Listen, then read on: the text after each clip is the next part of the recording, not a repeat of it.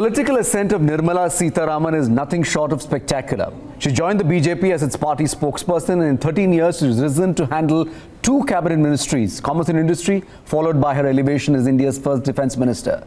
Today, her career went up one notch as she was appointed India's finance minister in the Narendra Modi government, the second part. To discuss Nirmala Sitharaman's politics and economics and what it means for India, we're joined by Sangita, Reddy, Vice President FICCI, and journalist Madhavan, Narayanan. Both of you, many thanks indeed for joining us. Sangita, I'll start this conversation with you. What did you make of Nirmala Sitharaman's appointment as finance minister? So, starting off with a lighter but very significant note, I think it's an acknowledgement of the fact that women are very good at handling money. But going forward, I think it's also important to appreciate the fact that she's had a stellar record. She is one of the seniors in the cabinet, and it's an appropriate appreciation of her capabilities. I think it's also the Honorable Prime Minister's overall view of demonstrating a future-facing cabinet with key people with skill sets. I mean, you look at Dr. Shankar, his experience in that area, and it's a combination of experience and fresh blood, fresh faces. So in the overall scheme of things, I think it's a significant masterstroke. Madhavan, what is the message that Prime Minister Modi is sending out by this decision, both by appointing Nirmala Sitharaman as the finance minister and the point that Sangita is making of Jay Shankar as the foreign minister? I think let me get a bit naughty and point to the fact that the Dalal Street stocks have fallen today for whatever reason, but I think there was a lot of kite being flown about Amit Shah becoming the finance minister, and I had pretty much the gut feel that he wouldn't become so, partly because all the agenda that he's been batting for is around the Home Ministry, whether it's a citizenship bill or Article 370 or such things. So, of course, we were told that he had even turned around a cooperative bank in Gujarat, which is proof for how we can handle the small details and small businesses and all. But I said, hold it. Is that what India really needs now? Because what India really needs now is essentially significant amount of banking reform and market reform and maybe a big push to make in India kind of events or initiatives or infrastructure, of course. And all that means foreign money. So it was in some form or the other. There was a lot of good money floating around the planet. And I thought that it was most important to send a signal out to investors abroad that here we have a finance minister they can do business with. And very obviously, Nirmala Sitharaman seems to have been the ideal choice because it goes with the current of diversity which is there worldwide, especially in Western economies. Here is a person who's actually studied international relations formally, apart from economics. It may be from JNU, not very favored as a school of learning by the ruling dispensation, but there you are, because she checks all the dots from the point of view, she checks all the boxes from the point of view of doing business with India, and very articulate, have the job these days, since this is a government that believes in maximum governance with minimum government. I would like to think that this is not a public sector oriented business environment as much as an evangelization oriented one. And again, Nirmala scores very well. Look at the way she defended the Rafale deal in Parliament. I think that in a single stroke, she lifted Modi's reputation up in a moment of crisis. So she's a confidant. Now, let me come to some of the nitty-gritty issues. There are 2 nitty-gritty issues. One is policy making as a political act. The other is the business of actually what the economy needs. And the economy needs significant amount of banking reform or some issues on disinvestment, as people say. I think they are sort of linked because you need money to control the fiscal deficit. And then, but it's a bit of a chicken and egg syndrome because if you don't revive the market, this investment is not worth it. Madhavan, I'm going to interrupt you right there. Madhavan, I'm going to interrupt you right there because that's exactly the question I want to ask Sangita as well before I come back. Sangita, she takes over the finance ministry when the economy is slowing down. There are serious challenges on the farm sector and on jobs. What do you think her priorities should be, and what would you like to see her tackling first? I believe that MSME and Make in India are two important aspects that need to be focused on, but all of these are hinging on the fact that we need greater liquidity in the market, country and outside the country.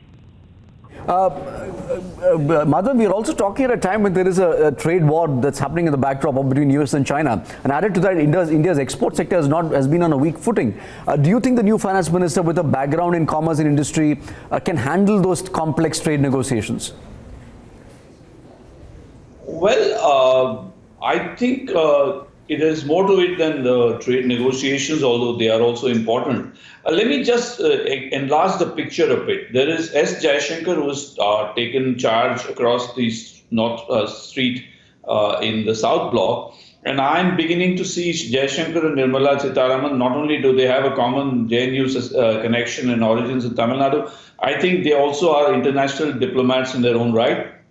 Nirmala Sitharaman has also spent time at Pricewaterhouse. And therefore, I would like to think is as an integrated affair, something along the line of what Japan used to have, MITI, the Ministry of International Trade and, Industry. So that kind of an approach is possible. And we do have Piyush Goyal as the Commerce Minister in addition to being the Railway Minister. And as far as I'm concerned, the trade war between US and China is a sensitive one for India to handle, which is why I tweeted yesterday that Jaishankar is very interesting because he's been US ambassador in the US, he's been ambassador in China, and he's got a Japanese wife. So I'm beginning to see a tilt towards Japan because that is one way of attracting foreign investment while not tilting too much on the strategic alliance side of US because it can get a bit tricky. And some of these issues are long-term issues, not just export issues. Attracting investment and shifting certain industries to India as opposed to China. Sure. These are all long-term issues that will play out. But there are also commerce issues are related to some of the overall world economic growth, as well as competitiveness issues, which could encompass everything from currency policy, foreign exchange rates to interest rates to some of the import duties. Okay. I think there is too much of a craftsman-like approach there. Sure. I would expect Piyush Goyal and the bureaucrats to do it rather than Nirmala Sitharaman. Sure. Let me get in Sangita back into this conversation. Sangita, in a couple of weeks' time, you will see the government present its next budget. What to your mind should be the key priorities for this government, and what do you expect to hear from the finance minister?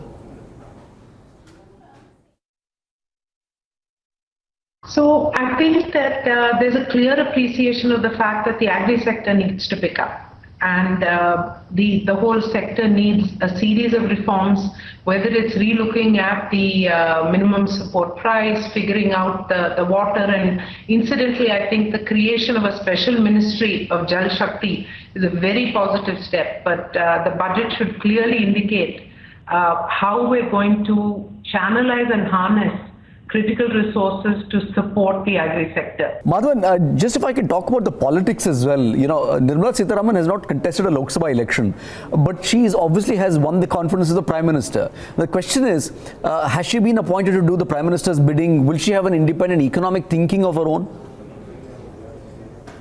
Good question, Harsha. This is where I wanted to say something. I think it's important and significant that Modi went and met Arun Jaitley personally at his residence, and Arun Jaitley publicly said that he was available for anything that the government or the party might want him to. I'm reading between the lines and I'm saying two things. One is that even in the good old times when we had titans like Chidambaram and Pranab Mukherjee running the finance ministry, there's an unwritten rule in Delhi that ultimately the budget essentially is a PMO budget. There's always a stamp of approval or what you would call a mission statement and from the PMO. I think the weightage to PMO in this budget should be higher. As I see it, it will be a team budget with which Nirmala Sitharaman would present with in her most famous articulate manner. So she will take ownership for it. but I think it will be a teamwork. And I do not rule out some kind of a role for Arun Jaitley in this, although there are people asking questions like, will Arun Jaitley be able to look at the files and all? The answer is, as of now, no, unless he gets a special designated advisor status or something, which I do not rule out. And I do expect, therefore, Nirmala Sitharaman to be a good, healthy manager kind of a minister, as opposed to, let me compare her with the other Tamil Nadu finance minister, Chidambaram. Chidambaram is known to, or was known to, have a tremendous sense of detail on some of the budget making exercise. Right. I do not expect Nirmala Sitharaman to emulate that style, but on the other hand, she might just pull it off as somebody who can manage. Sangita Reddy said that women are good at managing money. I would say they are even better at managing people. And I would say managing a set of bureaucrats and economists, believe you me, I've been around in those circles. If you're going to put a bunch of economists and a bunch of economic bureaucrats in a juicer blender and give it a good shake, it's not an easy task. Sure. And Nirmala is quite good at that, I would think. I mean, she has that nice mix of being firm and at the same time being following the diplomatic middle path. Sure. And she actually said that once in one of her interviews. She likes the middle path, and this may be just what the doctor ordered. Sure. The absence of Jaitley will also be felt in Parliament. He played a very key role in defending the government's decision in many instances as an ace troubleshooter. You've seen Nirmala Sitharaman fight quite valiantly against the opposition in the case of Rafale. Do you expect her to play that role as well for the BJP in Parliament? It's a very good question, but that will be, I think, although she's quite capable of it, because please understand, her rise to prominence over the past 13 years is because she was one of the earliest backers of Narendra Modi and one of the most competent ones, because honestly speaking, the buffs are a liability. Very often they cheer you, but they can't speak for you in certain circles. And Nirmala is just that kind of a person. So, and there would be a lot of stuff to handle on the treasury benches, and she'll do it. The only other person I can think of in this game is Ravi Shankar Prasad, because Piyush Goyal is more of a chartered accountant than a lawyer, although he speaks sort of well. But I think if you want point-by-point rebuttals, look no further than Nirmala Sitharaman. In fact, I almost thought she was a lawyer. Then I realized she's not studied law. But, it doesn't show. Last word with you, Sangita Reddy. What would you like Nirmala Sitharaman to do? As FICCI, what do you anticipate the finance minister to do? So clearly FICCI is the voice of industry, and industry is the backbone of India. So I think a pro-industry policy, a pro-industry outlook will definitely be what the country needs and what the industry is looking for. Supportive, creative, proactive, and empowering rather than controlling. All right, on that note, Sangita Reddy, Madhavan, Narayanan, many thanks indeed for joining us with your perspective. So that's what in store for Nirmala Sitharaman. We also spoke to a whole host of voices on what they expect from the new finance minister. Listen in. Finance minister is a surprise appointment, although she is competent, but I don't know. We'll have to wait and see how well the finance performs. But it's a very, very important portfolio, very important. Nirmala Sitharaman has, I think, had a early career in investment banking and those areas. She knows the BJP party very well. She's done a great job in commerce and in defense. So it's good to rotate people. In my opinion, it's great to rotate people. Having the same person all the time for 10 years also is too much.